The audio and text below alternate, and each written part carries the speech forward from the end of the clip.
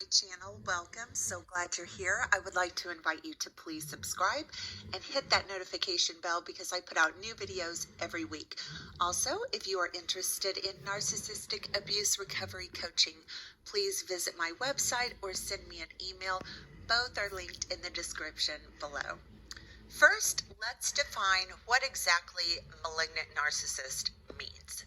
A malignant narcissist are also sometimes referred to as a dark triad personality because there are three distinct parts to the personality. Number one, narcissistic personality disorder. So she'll exhibit the typical behaviors of grandiosity. She'll require tons of attention and adoration, and she will have an overall attitude that she is superior to other people. The second part of the personality is psychopathy or antisocial personality disorder, which means that this person does not have a conscience, essentially. They don't really experience feelings of empathy, regret, guilt, shame, remorse, or compassion for other people. They don't feel bad for the horrible things that they do. And then the third part of the personality is called Machiavellianism. And this is the part of the personality that is manipulative, that is exploitative and highly deceptive. The ends justify the means. Meaning that they gain pleasure from causing other people to suffer physically or emotionally. They get off on the pain they create in other people's lives. So as you can imagine, when you put these three distinct parts of the personality into one, that makes this individual incredibly dangerous and the probability of harm very, very high. So now let's talk about the typical behaviors you will witness from the female malignant narcissist. First of all, and in my opinion, the female malignant narcissist is much more difficult to identify than her male counterpart. And that's because she utilizes her femininity and just the fact that she is a female to her advantage. Remember, these people are proficient actors. They have learned how to mimic normal human behavior to other people that they target. So usually female malignant narcissists are harder to recognize because her tricks and her manipulations are disguised under a sweet and feminine demeanor. Or a joke. People are just not usually expecting this type of pathology and deceptiveness from a female, unfortunately. However, I'm here to tell you, we need to be wary of all people in this day and age. We need to know the red flags and the typical behaviors to watch out for with everyone that we interact with, in my opinion. This disorder is just too prevalent in society these days not to be educated. Next, like all narcissists, the female malignant narcissist will utilize mirroring and love bombing in the beginning stages. So she's going to mirror back to you all the things that she's observed are important and meaningful to you. She will pretend that those things are the exact same things that are important and meaningful to her. And after she, gets your attention and interest by mirroring, she will usually slide right into the love bombing phase to finalize the deal and get you to thinking that you've potentially met this amazing woman who just, seems absolutely perfect for you. And this just doesn't happen in the male-female romantic relationships either. The female malignant narcissist will utilize these same tricks to hook friends, a job or career opportunity, a same-sex relationship, you name it. Basically, she will use these same techniques for anyone that she encounters that she wants to take advantage of for, whatever reason. Number 3, she is an expert and smooth liar. They will say anything to get what they want. I mean, nothing is off limits. They will lie about their circumstances, the welfare of their children, their own health, their childhood, you name it. Many times they will lie about things that no one would dream someone else would lie about to take advantage of another person. I have personally witnessed one lie to other people about one of her children having cancer to an unsuspecting person at church.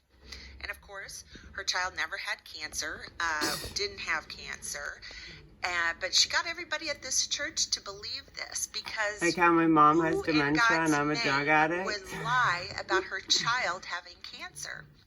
And they do it effortlessly without any hesitation.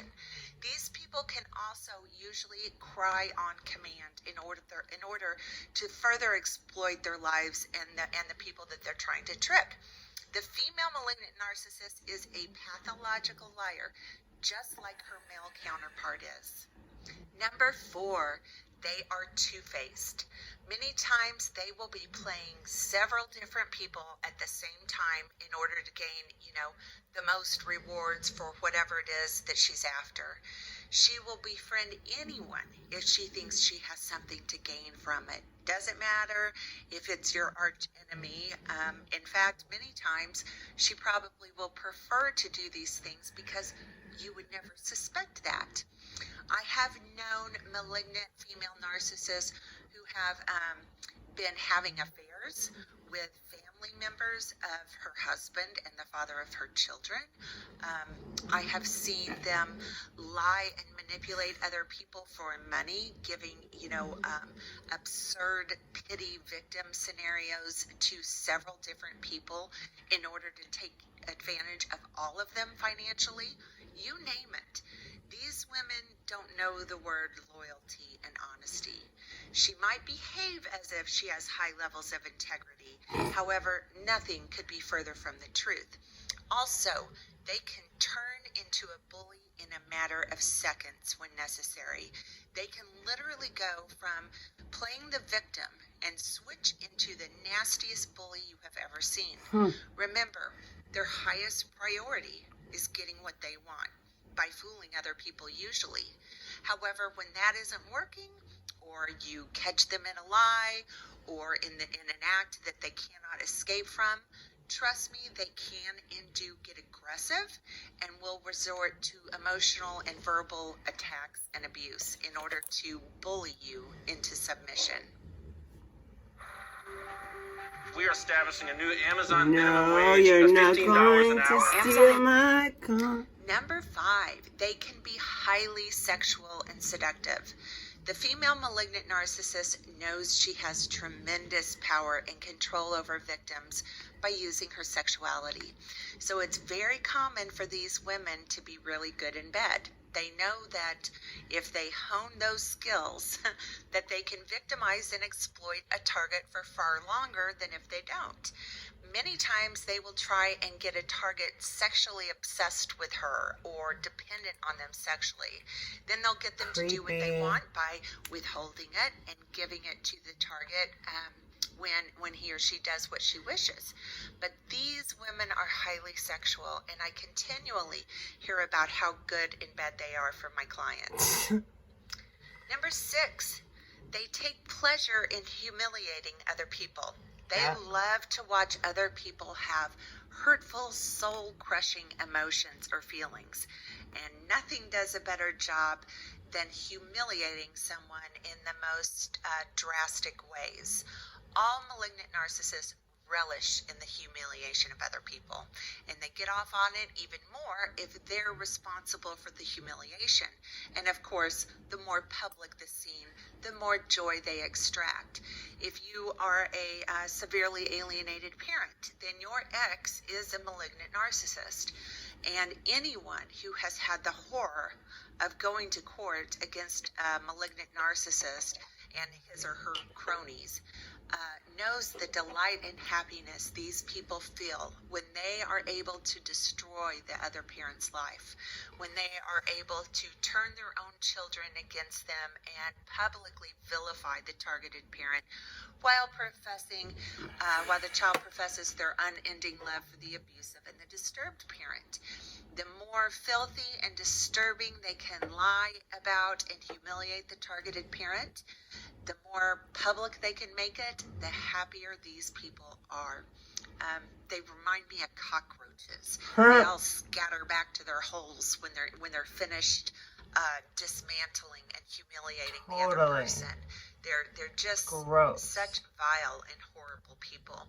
These people literally they make my stomach turn. Me too. Number 7, she is fiercely competitive with others, especially other women.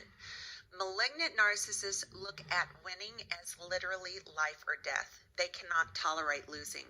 Winning takes priority over literally every other thing in their lives, I believe. They will go to great lengths to win. They will lie, they will cheat, they will sabotage anyone or anything necessary in order to win. This is why the only way for a normal person to ever come away unharmed with these people is to disengage, because these people do not have a conscience. They are capable of doing things to other people, even their own children, that you and I would not ever dream of doing to anyone. We're just no match for the malignant narcissist. Knowing what I know now, I would never ever challenge these people. If you find yourself tangled up with a malignant narcissist, my advice to you is to disengage immediately. Cut your losses and walk away, because they will go to extremes in order to win. Nothing, and I mean nothing, is off limits. Number 8, they consistently and notoriously refute and escape responsibility. This is a cornerstone for antisocial personality disorder, and it's bizarre to watch them do the things that they do to other people, and the absolute resolve they have in saying, I've done nothing wrong. The victim, These types of statements, I've done nothing wrong, are limitless in these people. They have a version, an excuse for every nasty experience you've ever had with them. And of course, the logic they use is outrageous, at the very least. And their determination to force everyone else to believe these lies, or at least accept it to get off their case and leave them alone, is truly beyond anything I have ever seen. They don't ever give up, and they will go to their grave refusing any accountability. Doesn't matter if you caught them in the act red-handed.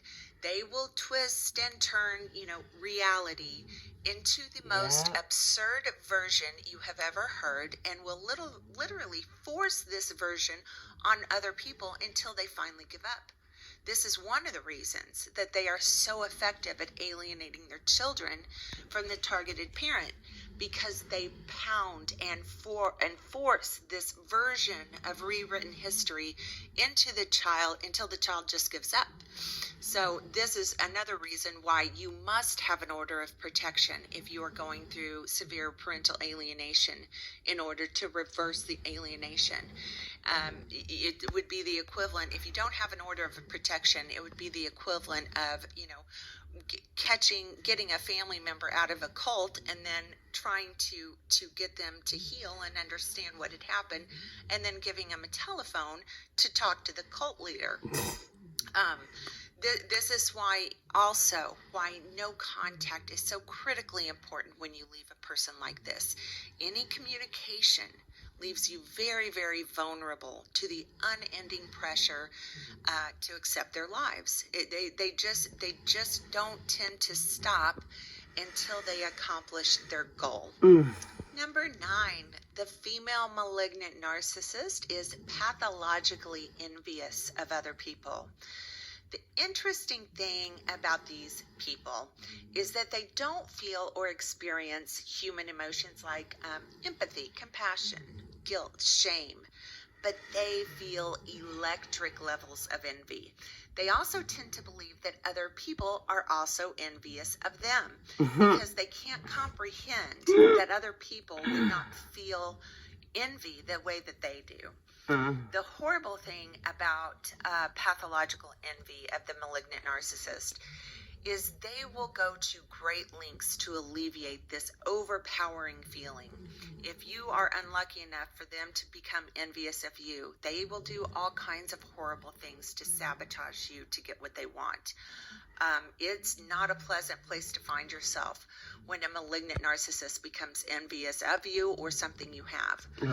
Pathological envy consumes these people, and if they are hell-bent enough over it, they will do just about anything to get it or to see that they destroy it so you can no longer have it either.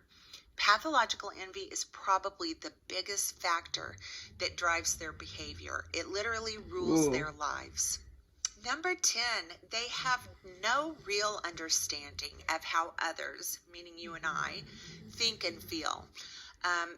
This tends to be consistent with the malignant narcissists, and that is they truly believe that they are superior to other people. They think that the naivete of other people is bizarre, and they find it hard to understand why other people are unwilling to manipulate or take advantage of other people. Many times they will theorize that people are all just like they are. They find it so hard to believe that other people would have an issue with being exploitative. Or have a heartbeat. If they encounter people who do catch them doing something atrocious to them, they usually will only blame the victim. They truly believe that these things are the victim's problem. They should have known better. It's not their fault they lied and made up stories. It's your fault for not knowing any better. This type of thinking is consistent for the male and the female malignant narcissist.